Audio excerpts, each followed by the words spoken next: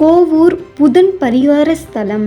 சென்னை போரூருக்கு அருகில் உள்ள கோவூரில் அருள்மிகு சௌந்தராம்பிகை சமேத சுந்தரேஸ்வரர் கோயில் எழுந்தருளியுள்ளார். காமதேனு இங்கு சிவனை வழிபட்டதாலே இந்த இடம் கோவூர் என அழைக்கப்படுகிறது. இது புதன்தோஷ நிவாரணத்திற்கு சிறப்பு பெற்ற ஸ்தலமாக விளங்குகிறது. சுமார் 1200 ஆண்டுகள் பழமையான இக்கோயிலில் புதன் தனிப்பட்ட சன்னதியில் இல்லாமல் ஈசனோடு இணைந்த அம்சமாகவே பவனி செய்கிறார். கல்வி, கலை ஆகியவற்றை அருளும் புதனுக்கு இங்கு வழிபாடுகள் நடைபெறுகின்றன.